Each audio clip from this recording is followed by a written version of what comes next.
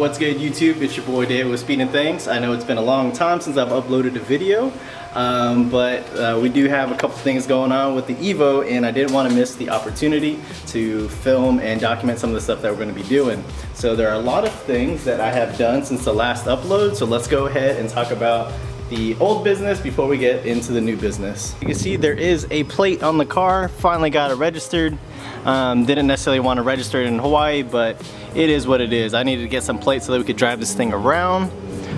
There is a lip on the car, and I remember I talked about not liking reps, but you know, shipping is really ridiculous in Hawaii, and I just wanted to get something on there that was in better condition than what the stock one was. So we do have this one.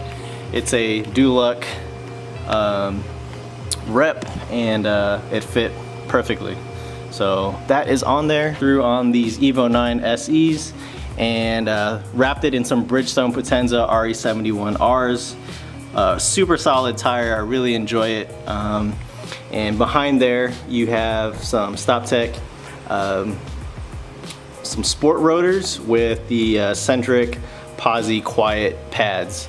Overall, really good setup. I picked up the pad and rotor combo from Street Tune Motorsports, and it was probably about like $460 plus the outrageous price of shipping. I no longer have the vortex generator. I took that off. It did leave a lot of damage up top, but with some sanding and polishing, we got that taken care of. Deleted the rear windshield wiper and plugged the hole in the glass with this plug right here.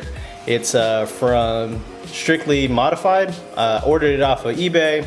It fits perfectly. There is a rubber gasket in here, so the chances of water getting in there are very slim. I did debadge the car. There was that super generic and tacky looking Evolution badge there. So I took care of that. Moving on to the interior.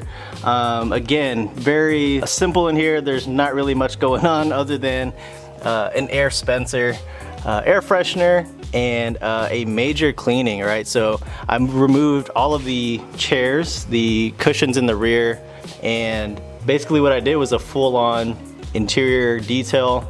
I used my carpet extractor to knock out, you know, some of the heavier stuff, and it's looking a lot better in there, because there was a pretty horrible smell. It was like a mixture of like oils and smoke. So after I did that, along with some steam cleaning, smells factory fresh in here. So I'm glad I took care of that, because it makes driving it every day that much more enjoyable. As of right now, the Evo is in a good position.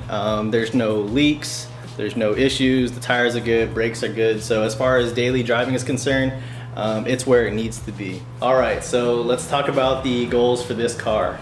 It's pretty much going to be a continuation of where I left off on my last Evo.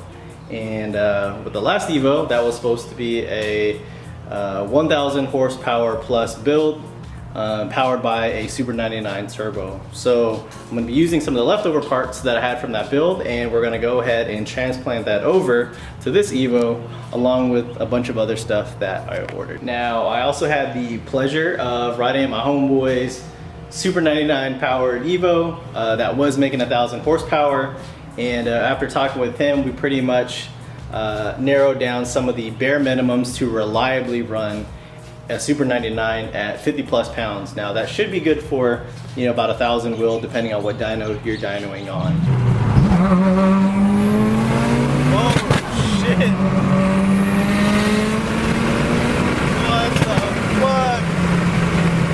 What the fuck? Holy shit!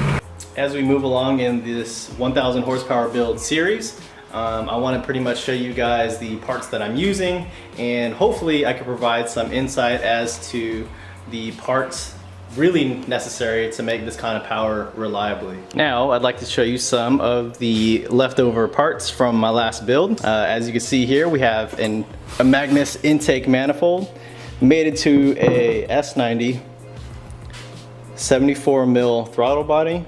The casting could definitely get cleaned up a little bit. It is a little bit rough in there. And the one thing that I don't like is with this throttle body, you actually have to use an adapter.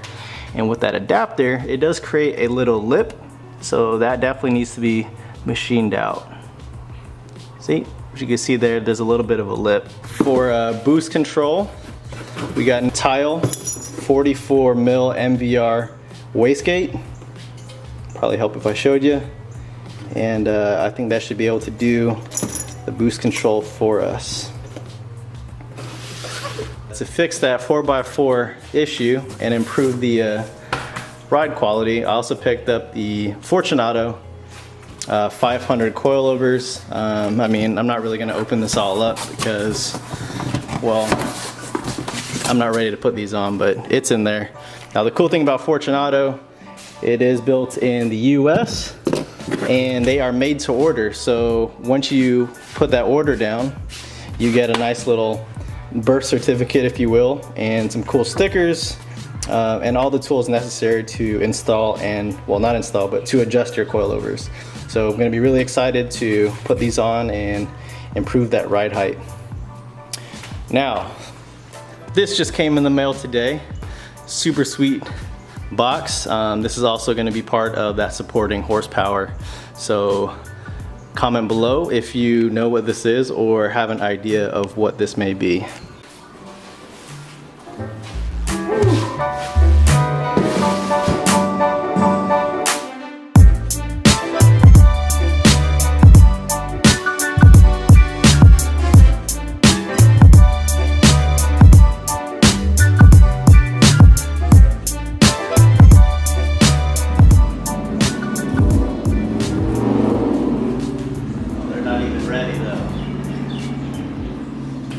So I do anticipate the Evo going down for a while, maybe a couple months, maybe a few months. And with that being said, I think the one important thing to maintain interest is, one, to have a daily driver so it doesn't put a burden on you. And then two, it's always helpful to have like a somewhat of another fast or fun car.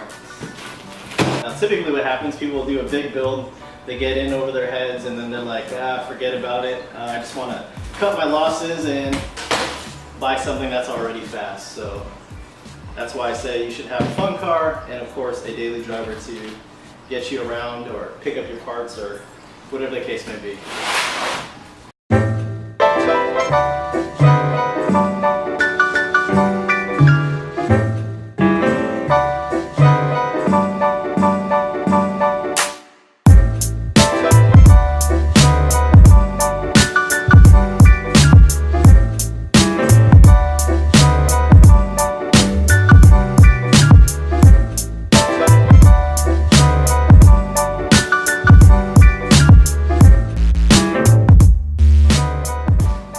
Recording.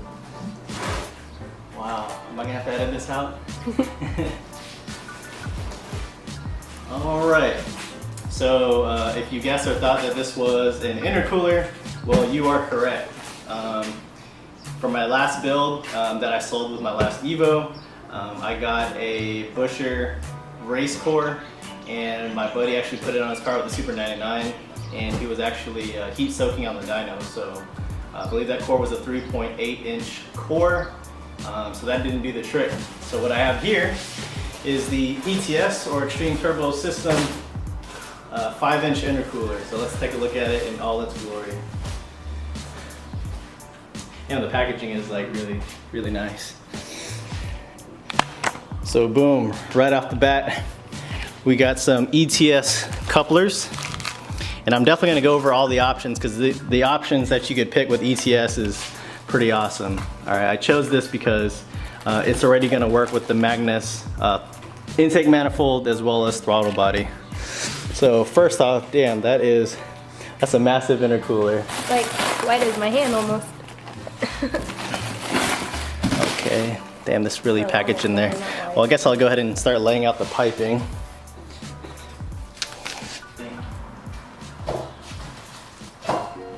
Piping.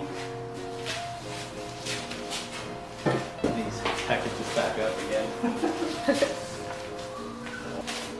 Now I'm pretty sure I can already tell just by looking at underneath the wrapping, but they gave me the color option that I didn't want, but I guess you can't order it.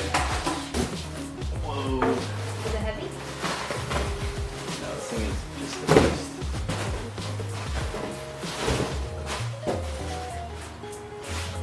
Woo.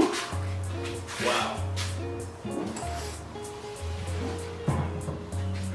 All right, so here it is, folks. This is the ETS 5-inch intercooler core made for the Evo 8 front bumper. This thing is just massive. You can't really tell, but that thing is huge. Comes with a lower intercooler pipe, upper intercooler piping, couplers, along with all the necessary hardware to get it installed. So the options that I got for the upper intercooler side, this is a 3-inch core, excuse me, a 3-inch diameter piping. It does have the tile flange for the blow-off valve and a nice provision for an air intake temperature sensor necessary for those that are going speed density. So it also comes with a lower intercooler pipe. All right, so check this out, y'all. Lower intercooler pipe is 2.5 inches and the upper intercooler pipe is 3-inch. So I don't know if you could tell on video, probably not. I'm wearing a black t-shirt here. But look at that size difference there. Overall, I'm super happy with the build quality of the ETS intercooler. If you are military, go ahead and verify your status with them. That way you get yourself a nice little discount on it. And hopefully this will support the power levels that we are looking to achieve. That's pretty much it for the video. I do have a lot of new parts coming, and as I get them, I will do some unboxings, do some reviews, and if possible, I'll try to do my best to do some tutorials, so if you guys are interested, you'll know the way forward. And as I'm going through this, if there's things that you'd like to see, please let me know. That way I can you know, share as much information as possible. For those that have done some big horsepower Evo builds, please feel free to chime in, give me some feedback, some advice, some things that probably you wish you knew along the way before you started. And as always, be sure to comment, like, and subscribe if you're not already. Peace.